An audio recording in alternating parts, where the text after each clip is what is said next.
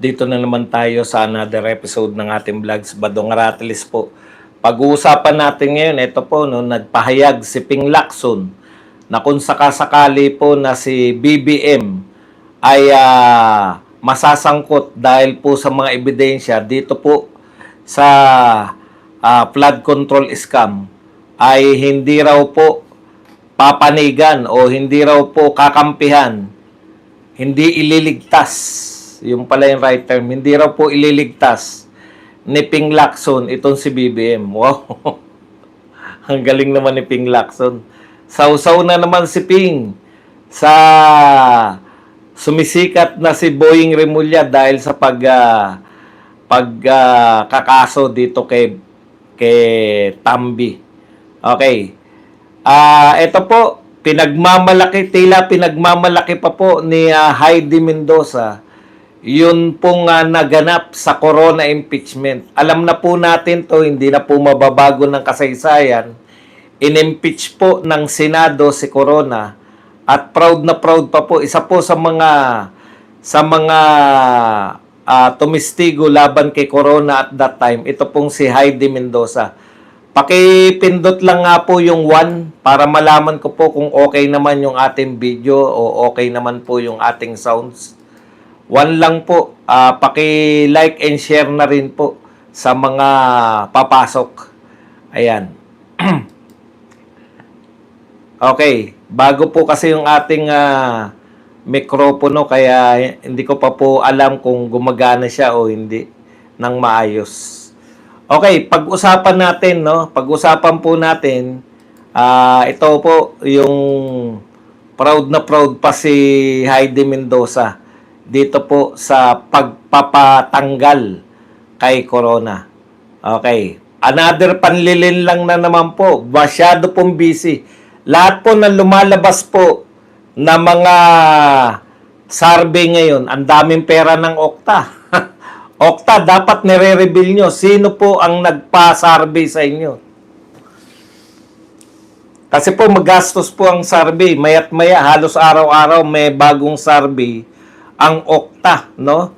At pinapakita po ng Okta na bagamat na nangunguna si BP Sara, lumalapit na po si Leni Robredo. Ganyan po, manlin lang yan, no? Hindi po nila sasabihin na naunahan na si BP Sara, uunti-untiin nila para kunwari nakakahabol. Paano nangyari yun? Yung halos buong Mindanao at halos buong Visayas ay Duterte. Duterte po yan. Tapos marami na po sa parte ng Luzon, yung NCR, at marami na pong parte ng Luzon ay Duterte na. Paano mangyayari na si Leni Robredo ay umaangat sa buong Pilipinas? Katarantaduan po yan. Okay. Pinagmalaki po ni Jinky na tila nag-give up na raw yung nag-concede na yung kampo ni BP Sara na mai-impeach daw po siya dito po sa House of Representatives. Yan po mga pag-uusapan natin, pero bago yan, kung bago ka pa lang dito sa ating channel, mag-subscribe ka na dahil ito lang ang tanging channel na may kinikilingan, may pinapanigan, una sa balita, at narito po ang isa sa pinakamatalinong vlogger, malahenyong vlogger. Kung kayo po ay nagtsatsaga pa sa inyong mga papotyo-potyo na vlogger, padampot-dampot na vlogger, dito na tayo, di ba? Oh, hindi ko naman sinabing iwan nyo na sila. Idagdag nyo lang po ako. Okay. Yan po mga pag-uusapan natin, pero bago yan, pindot na. Okay, pag-usapan na kagad natin, no? Ito po muna, magalak po kayo dahil isa po kayo sa mga nanunood sa malahenyong vlogger. Okay, tignan nyo po kung ang Okta po ay bahagi po ng propaganda nitong mga lintik na to. Araw-araw halos may bago kayong survey. Araw-araw may laman kayo na survey. Ngayon naman po, ang bagong survey po, bagamat nangunguna pa rin si BP Sara, sa Okta search. Lahat po ng lumalabas na survey ngayon, wag po kayong palilin lang. Okta research lang po yan. Iisa lang po. Yung nagsasabi po na lumalapit na, malapit na yung ibang kandidato kay BP Sara, yan po yung gusto nilang ipakita sa atin. Nilalabas po nila sa media. Ang problema, may naniniwala pa ba? Yun ang question eh. May naniniwala pa ba sa mainstream media? Di ba? Oh, hindi namin problema yan. Problema yan ng mainstream media. Kaya kahit na anong propaganda ninyo, araw-araw lumalabas si Redon, araw-araw lumalabas si Chua, araw-araw lumalabas si Luistro, sa media, sa mainstream media. Yung mga sinasabi nila, nilalabas ng mainstream media. Ano namang ginagawa ng mga vloggers? Binabanata naman ng mga Duterte vloggers. Kada mayroon silang ilabas na bago, tignan niyo po yung nangyayari. Ang nagaganap po ngayon sa Pilipinas, battle of propaganda. Nagpo-propaganda po itong mga DDH o Duterte diehard supporters, nakaget naman pong sinasagot ng mga Duterte supporters. Ang problema ngayon, sino ang mas maraming nararating ng propaganda? 'Di ba? Sino po yung mas pinaniniwalaan ng tao? Kayang-kaya kasing sagutin eh. Biruin nyo, sa biglang tingin, si BP Sara 46%, si Leni Robredo 35%. Aba, malapit na. Pero ano po yung panlilin lang na ginawa ng Okta? Winan on one po nila. Kung maglalaban si BP Sara at si Leni Robredo, eto ang magiging resulta. Talo pa rin. Talo pa rin sila, pero lumapit na si Leni Robredo. Hindi naman po ganyan ang eleksyon eh. Ang eleksyon po, hindi po one-on-one. Ang eleksyon po, hindi po BP Sara at Leni Robredo. Tandaan po ninyo, yung 46% na yan, palagay na natin 46% lang ayon sa inyo. Solid vote po yan. Di po ba? Yan na po yung buong Duterte. Dito po, kay Leni Robredo, dahil ang pagpipilian po, nahahati na lang po sa dalawa ang mga Pilipino. It's either pro-Duterte ka o anti-Duterte ka. Kinukondisyon nila na lumalapit na kunwari kay BP Sara, pero ano po ang katotohanan? Hindi naman po mayu-unite ni Leni Robredo lahat ng mga kandidato nakalaban ni BP Sara eh. Ibig sabihin, kahit ma-unite niya, talo pa rin. Pero, may panlilin lang dito eh. Di ba? Saan ka nakakita? Nagsasarvey kayo para ipakita ano ang kakahinatnan ng eleksyon kung ngayon magaganap. Wala naman pong eleksyon na BP Sara versus Leni Robredo eh. Asan yung mga boto ng mga tulpo? Nariyan kay Leni Robredo. Asan yung boto ng mga Remulla? Nariyan kay Leni Robredo. Pag may mga tumakbo dyan, kay Risa Ontiveros, kay Martin Romualdez, pag may tumakbo sa kanila, bawas ng bawas yung support ni Leni Robredo. Yun po yun. Huwag kayong palinlang. Ang katotohanan po,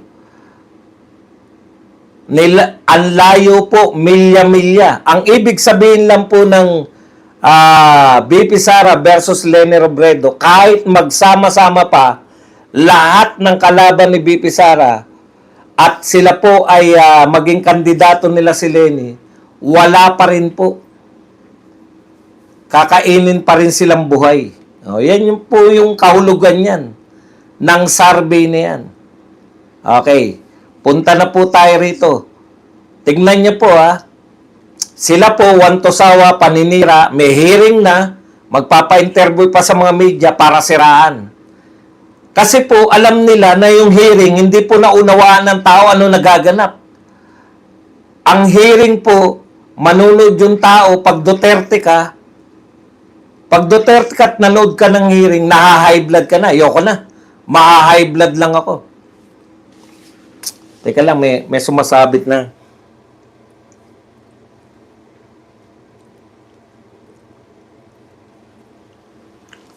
Kumain ako ng pusit eh. May hindi nakuha ng toothbrush. Sa madaling salita, mga kapatid, wantosawa sila sa paninira kay BP Sara. Pero takot na takot sila pag gumawa ng hakbang si BP Sara. Binibigyan naman nila ng ibang kahulugan. Halimbawa po, ito. Ito po, idedemanda sila ngayong araw na to ni Man Scarpio. Ano sabi ni Dilima? Nababahag ang buntot. Puta, nababahag pa ang buntot. Idedemanda na nga kayo. Anak ng pupang katwiran yan, no? Idedemanda po sila ngayon ni Man Scarpio dahil bawal yung AMLAC, yung BSP, kasama itong mga kongresista, idedemanda dahil bawal yung ginagawa nila. Mali. Ini-insist nila na sila yung impeachment eh. Ang impeachment court po sa Senado, hindi po kayo senador. Ngayon, ang sabi ni Dilima, kaya daw magsasampa sa korte si Man Scarpio kasi nababahag daw ang buntot. Puta, kung nababahag ang buntot niyan, ba't magsasampa ng kaso? Alam niyo yung mga katwiran niyo? Matatalino kayo, Dilima. Matalino ka, matalino si Shell Jokno, matalino yung mga congressman, si Chua, si Redon, matatalino kayo. Ano ang problema ninyo? Inaakala nyo na bobo yung mga Pilipino. Magsasampa ng kaso ngayon, sasabihin nyo, bahagang buntot. Puta, kung bahagang buntot niyan, nagtatago na yan. Si Man Scarpio. Lumantad nga at magsasampa ng reklamo, bahagang buntot. Di ko maintindihan kung anong uri yun eh. Kung kayo ba ay nasa katinuan pa lahat? Meron bang bagang buntot na sasampaan kayo ng kaso? Ang bagang buntot, tatawagan kayo o kaya makikipag-usap sa inyo na pwede ba i-atras nyo na yung kaso nyo? Hindi po ba? Yan ang katarantaduhan yung mga pinagsasabi nyo ngayon. Kayo ang natataranta sa mga ginagawa ng kampo ni BP Sara, ng asawa ni BP Sara. Sasabihin nyo na babahagang buntot, kinasuhan kayo. Kahit ang ganito lang po ang mga taong mapapaniwala nyo na bahagang buntot. Ito po, yung mga taong ganito, bahagang buntot niyan. Hindi ko po inaapi yung mga may kapansanan. Yun po mga kulang-kulang na tinatawag. Yun lang po ang mapapaniwala ninyo. Kakasuhan kayo tapos sasabihin mo nababahagang puntot. Hindi namin alam kung anong diksyonaryo yung ginagamit nyo. Hindi ko po maunawaan, hindi ko po maintindihan. Okay. Eto pa isa. Sabi po, kayo po ang natataranta. No? Kayo po ang natataranta sa mga ginagawa ng mga Duterte. Pag sumagot ang mga Duterte, ganito sasabihin nila. Bakit kayo sa media sumasagot? Dapat dito kayo sumagot. Ayaw nilang pasagutin. Alam niyo po, yung mga ginagawa niyo, pambiglaan lang eh. Di ba? Pambiglaan lang po yan. Yung mga tipong nalood sa inyo, may bilyong pera. Uy, may bilyon daw pera. Tapos hindi niligay sa salin. Kita nyo, nagsisimula pa lang yung AMLAC.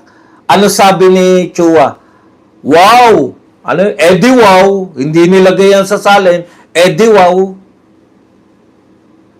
Alam nyo yun?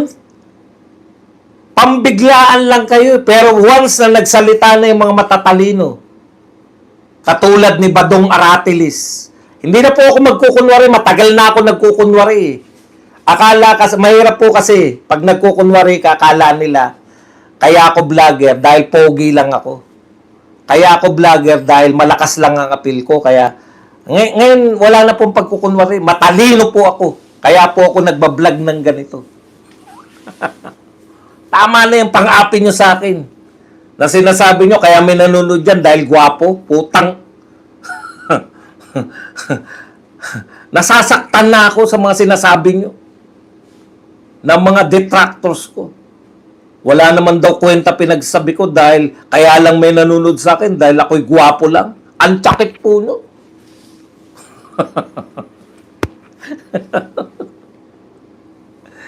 Eddie Wow, sabi kala ni Chua, uso pa yung Eddie Wow. Kailan ba nauso yan? 2 years ago? Eddie Wow, wala sa salin yan. Bakit mo ilalagay sa salin yung transaction? Sige nga po. Paano ilalagay yung transaction? Alam nyo ba yung transaction? May nagbayad sa'yo, 50,000. Pasok sa bangko. Nagpasweldo ka. Ang salin po, once a year lang ginagawa. Yung transaction, sabi ng mga bobo, bakit hindi ilagay yan sa salin? Alam niyo ba yung transaction? Humingi ka nga ng bank account mo kahit wala kang negosyo. Pasok, labas lang. Pasok, labas lang. Ng pera. Haba Di ba? Humingi ka ng, anong tawag dyan sa bangko, pag humingi ka ng yung pumapasok at lumalabas.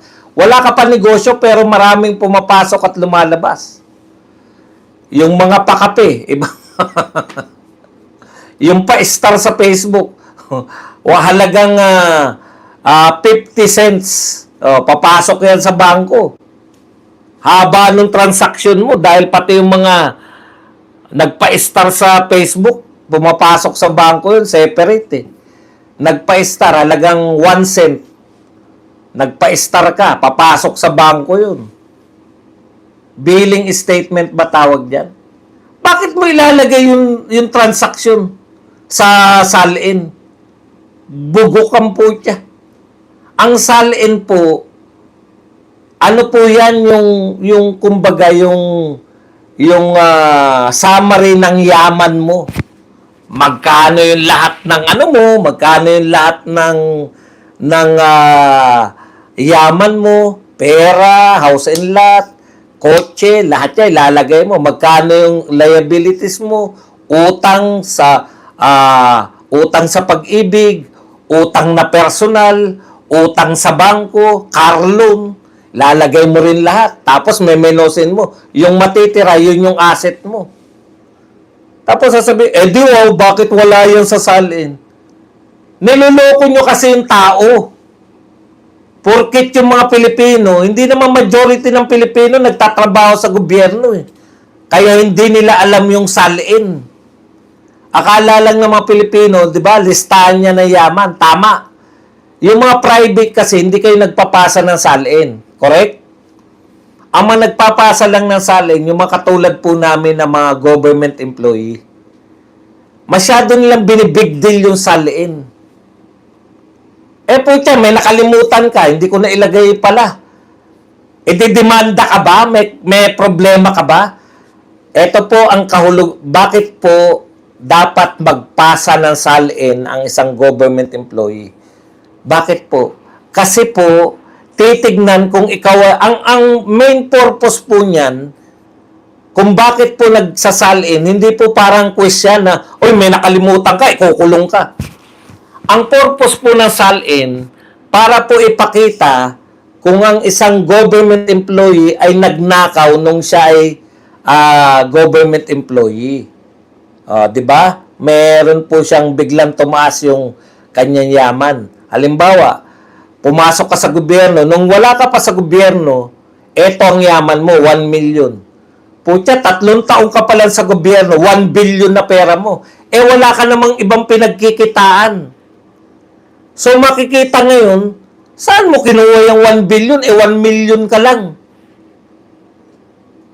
Kaya po pati negosyo, kaya po nakasulat yung mga negosyo ni BP Sara Kung susuriin niyo po yung salin ni BP Sara,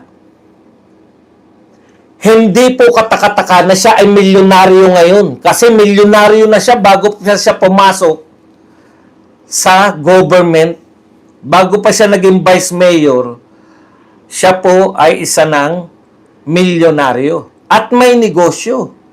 Oh. Puta, katarantaduhan lang yung sinasabi nila na si BP Sara ay bilyonaryo. Paano sa cities? Sige. Nag-vlogs lang ako. Nakalive ako ngayon, mahal.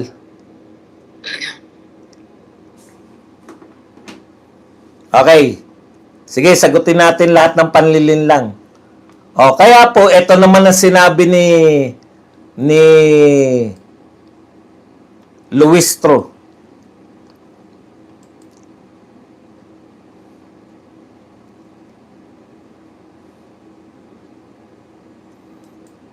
Okay. Ayon po kay Luistro, nag-concede na sa impeachment. Luistro says BP Duterte lawyers have sights. Ayan have sights set on Senate trial. Ibig sabihin, nag-concede na raw na sila po ay ma-impeach. Alam mo, Luistro, kayo lang naman nagpapatagal eh. Simula pa lang ng sinabi ninyo, pinagbotohan ninyo na meron sufficiency. Sufficiency in form, sufficiency in substance. Alam na namin na papunta yan sa Senado. Matagal na kami naghihintay. Ano ba yung sinasabi mo na nag-concede na? Alam na namin na papasayan sa House of Representatives. Sino po sa inyong mga Duterte supporters ang hindi nakakaalam na yan ay papasa? Matagal na naming alam na pagbobotohan nyo yan, ano man ang gawin ninyo, matagal na naming alam na yan po ay papunta sa sa Senate. Pag sa plenaryo po, boboto po kayo dyan, makakakuha po ng 1/3. Naintindihan nyo? Niloloko nyo lang sarili nyo. Ano sabi ni Atty. Torion? Kaya si Atty. Torion, magkakaroon po siya ng supplement petition sa Supreme Court. Dahil tinuloy nyo pa rin yung mini-hearing, magkakaroon po, magsasampa na naman ng panibagong reklamo si Torion. Magdadagdagan niya yung petisyon niya para mabasura na po. Kasalanan yan. Alam nyo, ang sabi ni Torion, alam naman ninyo na hindi papasa sa Senado yung ginagawa ninyo. Ang ginawa ninyong mini trial ay para lang po mapababa yung rating ni BP Sara. Pinabababa ninyo yung rating sa pamamagitan ng paggamit sa Okta na wala namang naniniwala sa Okta.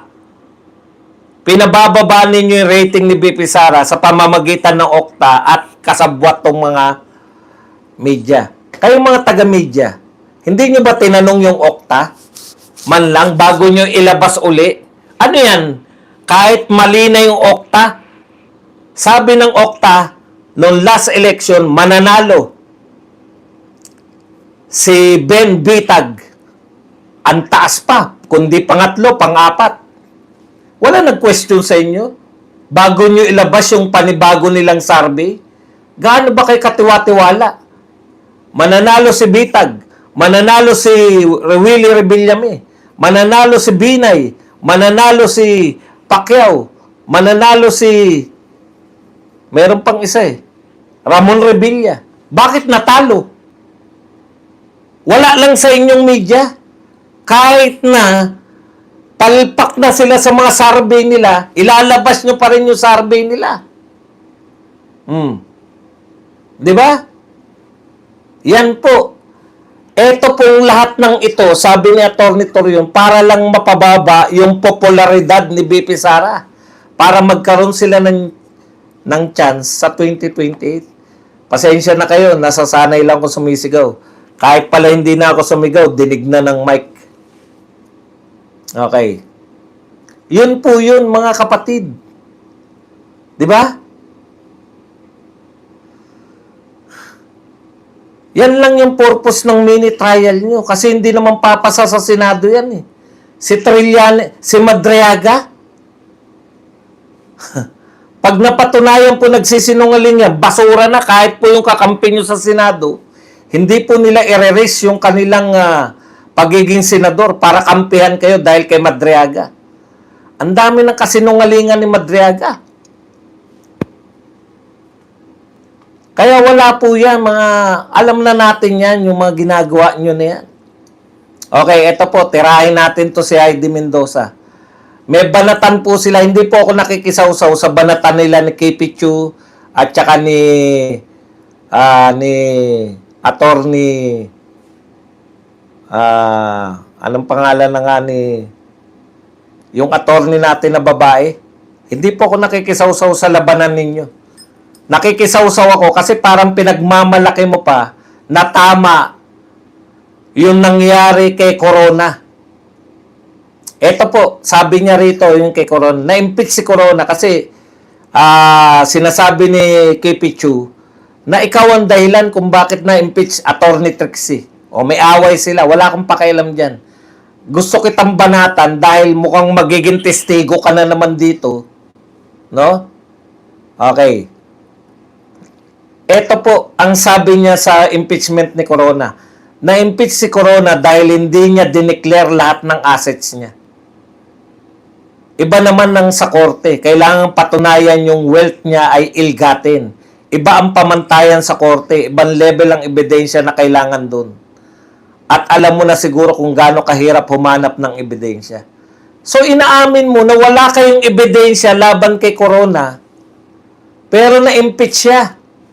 Dahil sa botohan na naganap dyan sa Senado. At ganyan yung gusto nyong palabasin kay BP Sara. Ang tunay na korte na naghahanap ng ebidensya, walang nakita na yung pera, yung yaman ni Corona ay ill-gotten. What's the purpose of SALN? Para po makita na tapat ang isang pampublikong tao. Hindi po question na pag may nakalimutan ka, mali ka. So, ikukulong ka dahil may nakalimutan ka. Kung kulang po yung SALN, may bahay ka, ba't hindi mo dineclare? Ay, sorry po, i-declare ako. Ganun lang po yun. Titignan lang po kung ikaw ay nagpayaman habang ikaw ay tao sa gobyerno, kaya po may SALN. Kumbaga parang lifestyle check. Nung hindi ka pa tao sa gobyerno, di ba? Nung hindi ka pa tao sa gobyerno, hikahos ka. Nung naging tao ka sa gobyerno, sumasakay ka lang dati ng tricycle. Tapos, nung naging congressman ka na, may artista ban ka na. Sangkatutak pa ang mga mamahalin mong bag. Daig mo pa si Aling Dionisia sa paramihan ng mga bags. Yun po yung purpose ng SALN. Hindi po yung SALN ay gagawin mo, meron ka hindi dineklara, ikukulong ka na. Hindi po yan. Hindi po siya makukulong dyan. Wala pong makukulong. Kaya po yung ginawa nila, maling-mali. Yung ginawa nila sa Senado, vindicated si Corona. Patay na nga lang. Bakit po siya vindicated? Ano po ibig sabihin ng vindicated? Napatunayan ng tunay na korte, Sandigan Bayan. Ano sabi ng Sandigan Bayan? Yung yaman ni Corona ay hindi ill-gotten. Alam niyo po kung ano yung pinagtalunan doon? Tanda-tanda ko yan eh. May mga sinasabi si Corona na hindi na akin yan. Yang, kunwari, house and lot na yan. Parang may ganun eh. Tapos merong isang matanda doon na pinaghinalaan nila na dami. Sabi niya, akin yung pag-aari na yan na sinasabi niyo kay Corona. Ayaw maniwala ng mga senador. Kaya wala sa SALN. Hindi naman kanya eh. Ako, galit ako kay Corona noon kasi akala ko magnanakaw eh. Sabi ko rin noon, yung may matanda ron na nagsasabi na kanya yung sinasabing, alam niyo, pinagpipilitan nila. Mukhang hindi mayaman yung matanda, mukhang dami lang. Mukhang dami daw. Kaya hindi raw. Alam niyo sa totoo, yun po yun eh. Natatandaan ko yun eh. Isa yan. Bakit mo ilalagay yung hindi mo naman pag-aari? Pinagpipilitan ng mga senador na kanya yun. In-interview pa yung matanda. Ayaw nilang maniwala na sa matanda yun. Chewin yata ni Corona, hindi ko na matandaan. Pinagpilitan nila na hindi yun dun sa matanda, kundi kay Corona yun. Dami lang yun. Kasi mukhang mahirap. Putang, porkit mukhang mahirap, may mga mayaman mukhang mahirap pa rin. Huwag na tayo magsalita. Baka makasakit tayo. Pero yung totoong korte, yung nagsusuri, sinuri talaga yung mga ebidensya. Ang ginawa nila, salin lang, tumigil na yung titigil na po namin. Galit na galit nga si Miriam nung panahon na yun Sabi ni Miriam, inabahala nyo kami rito? Ang dami-dami yung pinasan ng mga impeachment, articles of impeachment, tapos, salin lang, ayaw nyo na? Niloloko nyo kami? Galit na galit si Miriam nung inatras na nila. Hindi na nila pag-uusapan yung ibang articles of impeachment. Punta-punta kayo dito. Ang haba-haba ng mga articles of impeachment nyo. Tapos salain lang, di na? Galit na galit si Miriam. Tapos nagbotohan. Talo sila Miriam, si Joker Arroyo, at yung matino pang Bongbong Marcos. Alam nyo, ang salin, gabayan para paghinalaan mo yung tao. Pero hindi po yan ang dahilan dapat para, katulad niyan, may sinabi, bilyon-bilyon ang transaksyon. Eh di wow, wala sa salin yan. Paparinig si Chua, wala sa salin. Puta, pwede mo bang ilagay yun sa salin yung hindi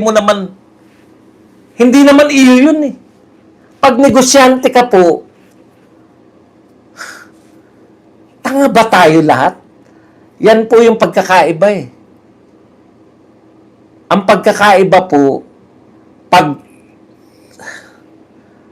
ang maniniwala lang po niyan, yung mga oto-oto, tanga, tsaka yung mga, ay, ganun ba? Naku!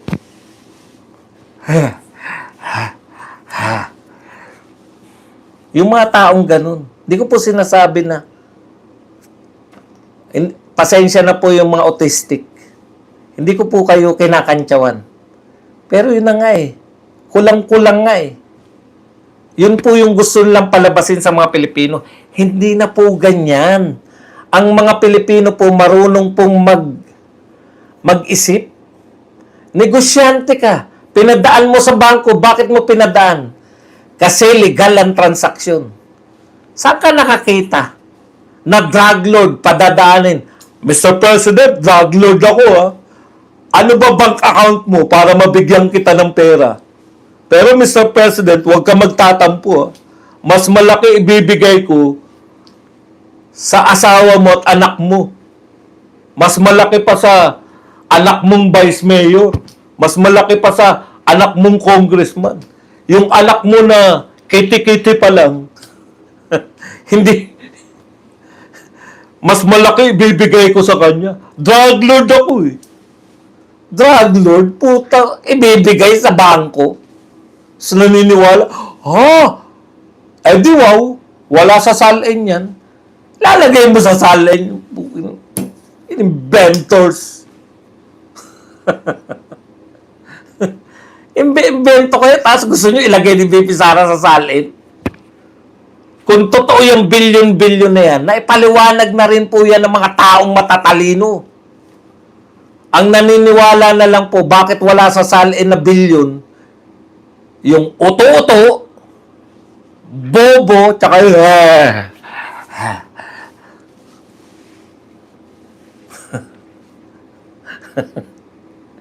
ang problema ninyo, bagamat dinadala po yan ng mga media. Sino naman naniniwala sa media? Okay. Punta na po tayo rito sa pamagat ng ating topic. Ito po, Ping, hindi ililigtas si Marcos Jr. Yan. Kung ang ebidensya ay malinaw na magtuturo dito kaugnay na controversial na flood control scandal. Alam mo, Senator Ping, ang dami mong kuda, no? Kada may katulad niyan. Di ba? Napapahiya ka, challenge ka ni General Romeo Poques. Sabi ni Romeo Poques, o Ping Lacson, akala ko ba hindi ka panipaniwala yung 18 ex-soldiers? Akala ko hindi sila kapanipaniwala. Bakit ginagamit ng ombudsman para makasuhan si Martin Romualdez? Di ba? Ngayon, siyempre, napapahiya ngayon si Ping. Kasi yan yung dala-dala ng mga Duterte vloggers eh. Ng mga matatalinong Duterte vloggers. Sinisita siya ngayon. Ping, ano na? Yung sinasabi mo na hindi ka panipaniwala, yung sinasabi mo na kulang sa, kumbaga, ayaw mong isalang sa Senado, eto na ngayon. Gamit na gamit yung kanilang testimonya para magkakaso si Martin. Malaking isda si Martin. Hindi lang isang kaso, 6 na kaso ang isasampa kay Martin at ang mga ebidensya bukod sa mga naunang mga testigo, ay yun pong 18 ex-soldiers. Pahiya ngayon si Lacson. Kasi hindi niya pinapansin, di ba? Para maibsan ng kahiyan, dinagdagan pa yung yabang ni Lacson. Sabi ni Lacson, kung ang ebidensya ay papunta sa presidente, hindi ko ililigtas si Marcos Jr. Hindi niya ililigtas si BBM. Wala kami magagawa ron. Tindi, no? Ang tapang. Ang tapang-tapang. Saldicos historias no evidentiary value because it was not said under oath. O, iba na. Dati, hindi raw under oath. Ito po under oath, yung 18 soldiers, mga tauhan ni Saldi, under oath. Ano pa ang katwiran mo? Si Gutesa, under oath. Ano pa ang kakatwiran mo na under oath? Ayaw mong pansinin. Hindi kami naniniwala sa iyo, Ping Lacson, na pag ang ebidensya napunta kay BBM, paano mapupunta kay BBM? Hindi ka naman nag-iimbestiga. Actually, hindi ka na nga naghanap ng ebidensya eh. Swerte mo nga. Kusa nang dumadating sa iyo ebidensya. Nung si Marcoleta pa yung Blue Ribbon, hirap po siyang magpakanta, kaya nga niya inawitan yung mga, baka kayong mga mag-unahan na lang kayo para maging state witness. Kaya nga natin na bulgar yan lahat dahil feeling ng mga diskaya, pag nagtapat sila, pwede silang pumasok sa star witness. Hindi nyo pinayagan. Kaya yung mga diskaya, teka muna, itikom na rin namin ang bibig namin. Kasi bulgar kami ng bulgar, tapos kami lang yung kinasuhan. Yung mga binubulgar nila, walang kaso lahat. Ping Lacson, hindi makakarating kay BBM yung ebidensya kasi hindi ka naman nag-iimbestiga. Yun po ang katotohanan, Mr. Senator Ping Lacson.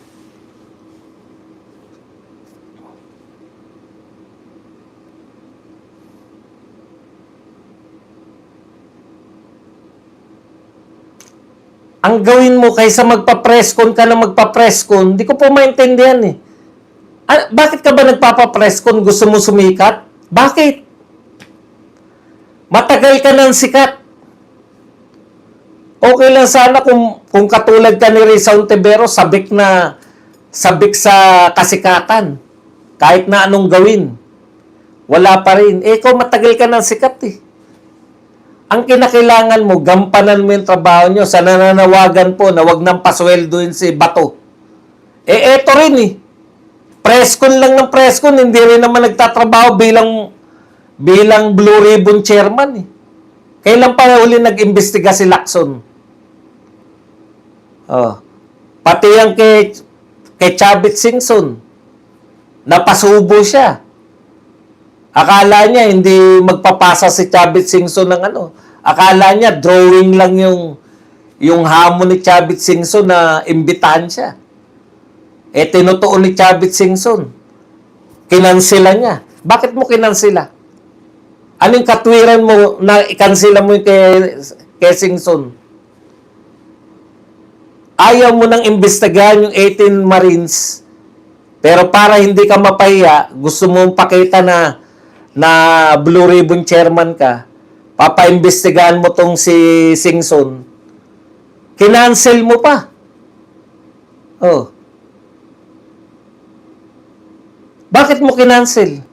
Tapos ngayon sasabihin mo, hindi niya umano ililigtas ang Pangulo. Kung ang ebidensya ay tinuturo ang Pangulo, wala kami magagawa ron. Yung 18 soldiers, tinuturo yung Pangulo, nag-deliver sila sa Ilocos. Nag-deliver ng pera sa Ilocos. Nagpapakita yung kanilang abogado ng mga ebidensya. Video, picture, kompleto na. May corroboration.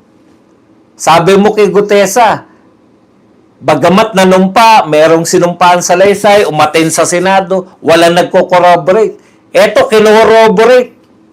Sabi mo kay Saldico, bagamat marami siyang kunwento, hindi niya naman sinumpaan, nasumpaan. O eto, nagko-corroborate na kay Gutesa. Nanumpa pa yung 18 brave soldiers. Hindi mo pa rin pinapansin. Ano pa ang kinakailangan gawin sa'yo para mag-imbestiga ka? Hindi mo malilin lang yung mga tao na salita ka ng salita. Kala mo busy ka? Salita ka ng salita sa media? Alam namin kung may ginagawa ka o wala. Hindi ka nag-iimbestiga eh. Ang trabaho mo, hindi mag-press con. Hindi ka naman press secretary. Hindi ka naman PCO eh. Daig mo pa nga yung PCO eh.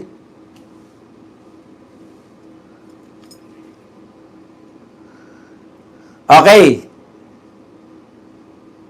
Yan lang po ang ating topic. Pwede na kayong magtanong, magbigay ng reaksyon at higit sa lahat, pwede po kayong magpakape. Ayan. Magtanong na po tayo. At magpakape. Si Isitan Recto. The fact nasa AMLAC ang pera ni BP Sara, meaning legal yan kasi hindi naman papasok yan kung suspicious ang pera, meaning nakapagpasa ng docs, hindi na launder ang pera. Boss Buds, ang kailangan ni Lacson para magpa-imbestiga ay maleta. Hinihintay niyang si BBM na mismo ang umamin. Huwag nang sahura ng hunghang na yan para mag-imbestiga na. DOJ Secretary Frederick Bid. Naku, ito yung nakalimutan kong ano eh.